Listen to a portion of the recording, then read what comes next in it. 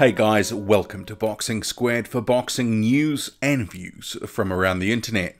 Now this is something I've been looking to get to all week, but I was a little under the weather, so I've only got to this now. But Lucas Browne, 25-1 Australian, so he was literally down and out in March against Dillian Whyte, sparked out cold, but he's looking to bounce back, looking to make his return to the ring. But the problem is, and it really is a problem as he sees it, he can't seem to get the wheels turning on the promotional front, with the big Australian accusing Ricky Hatton, his promoter, of being completely MIA.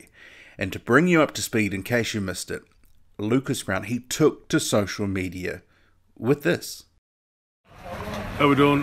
This is a video to Tyson Fury and Dave Allen. I know you two been out at Hatton's gym training, sparring, etc. So if you by any chance come across Ricky Hatton, could you get him to actually answer the emails, please? I'm trying to find out what's going on with my contract, what's going on with the next step, and I'm ready to go, ready to fight, and I'm getting no answer. So just trying as much as I can to get a hold of my promoter.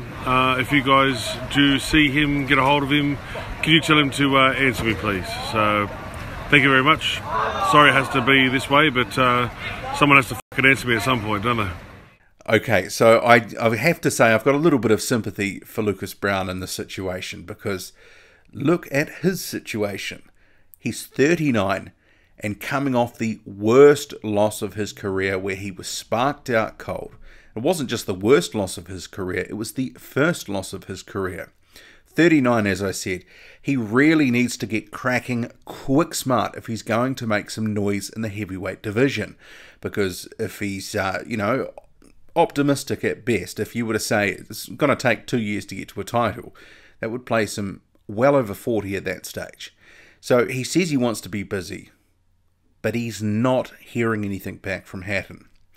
But the issue that I take with this whole thing is, calling your promoter out on social media, which was always going to get picked up, it was always going to end up in the media, some column inches written about it.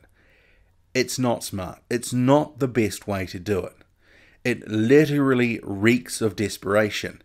And I think you could actually see and hear a sense of that in Browne's message. He obviously felt he had no more moves. He had to do something on social media just for his voice to be heard. And he loves the avenue of social media. He engages with fans and all that sort of stuff. But the business side of the game, I don't think it was a very smart move of him to do that. But before I go on, say any more, there has actually been a Ricky Hatton sighting now.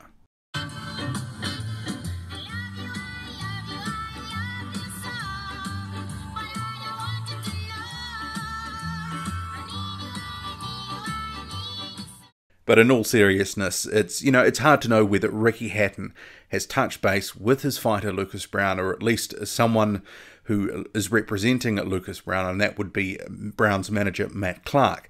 I mean, maybe one or both has, because Browne, he hasn't gone back to the well, he hasn't gone back to social media with any more requests, but he should never have gone there in the first place.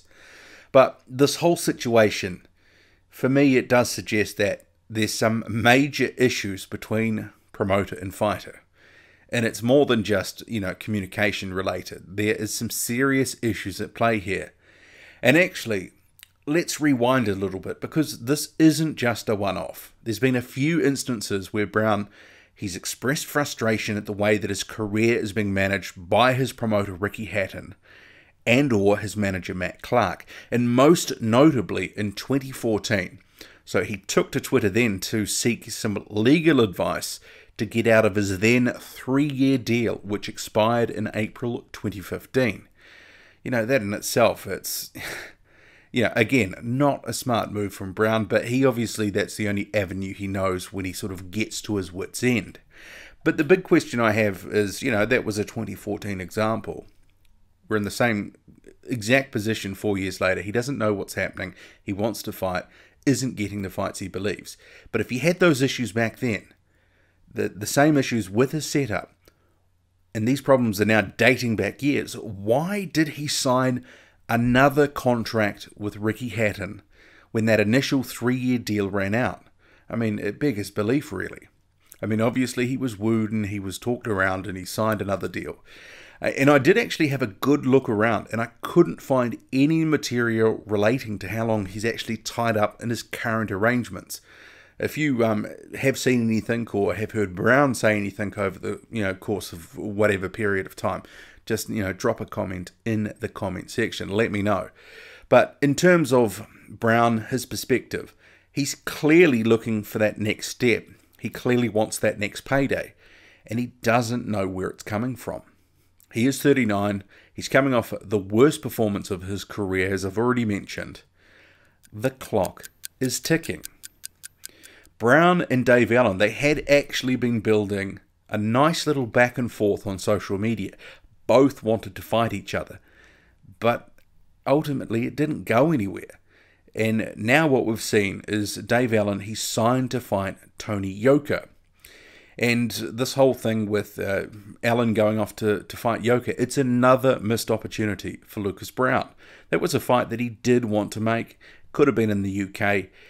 We never even heard if phone calls were made, exchanged, contracts drawn up. Didn't hear anything about any of that. And this is probably some of the frustration that Browne is feeling. He was building up a nice little rapport with Allen on social media. Allen wanted to fight Browne. Getting ready for Big Daddy Browne, hopefully. But it fell through. Well, can you even say it fell through? They were just talking on social media. We don't even know if anything happened behind the scenes. But it would have been an interesting fight. I mean, maybe it still happens at some point, but honestly, if Dave Allen loses to Tony Yoka later this month, another loss on his record, it's not going to do anything to help build a fight with Lucas Browne, to help sell that fight. There would still be some interest, but it would probably be diminished to a degree. I'm also very interested in terms of Lucas Browne. Remember, back in April, he said he wanted to return to the ring in Australia. He was proposing a date of July 4th. Whatever happened to that? He was proposing to get back in the ring in Sydney, Australia, July 4th, before going back to the UK. That was the sort of, the career path or trajectory he was hoping for. But that's all gone quiet now. So is July 4th, is that happening? I mean, he must have thrown out that date, known that potentially some event was going to be held on that date. It's a little bit quizzical exactly what is happening with Lucas Browne. But as I see it, so if we look at this situation two ways, basically, you could look at it. And this is the way Browne should look at it. Either he tries to get out of his current deal, make things happen for himself, or he's just got to toe the line and not embarrass his promoter in public. Because no one looks good in that scenario, including himself. He actually ends up looking like a bit of a wally.